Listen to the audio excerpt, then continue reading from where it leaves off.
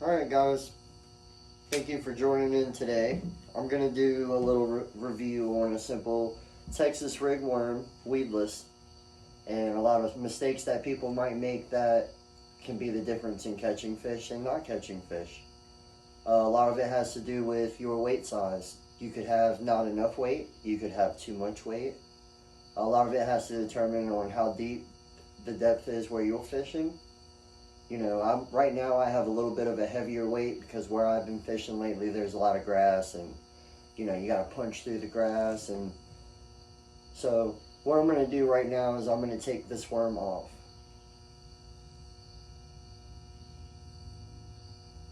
So as you can see, I just got my hook and I just got my worm. Now this worm right here has a flat side, so I'm just going to go ahead and assume that's the bottom. I'm only going to put about maybe a 1/4 inch of the worm in the tip, and I'm going to go ahead and bring it out. I'm going to take it around all the way up. I like to leave the worm just a little bit below the top of the hook. That way when that weight comes down, it gives it a little chatter. You know, it gives it a little bit of noise, helps attract the fish a little bit more.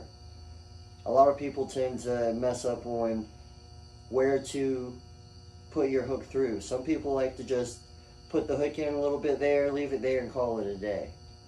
Or some people like to hide the hook in the worm. My preference is to take the hook all the way through the worm. That way when, excuse me, sorry. I like to take the hook and I like to go all the way through the worm. That way the hook is completely out the other side. Then all I do is I just hide that hook inside the worm a little bit. That way, if you think about when that fish comes up to come and bite on that hook and it clamps down, that immediately shows the hook. That helps you to set the hook faster. That helps to keep from the bass swallowing your hook, because we all know that that's not good for the fish, you know. And also too, I think I usually prefer a smaller hook when I'm throwing a worm. And I definitely prefer a softer rod, just because it helps you feel it. You can dance it a little bit better.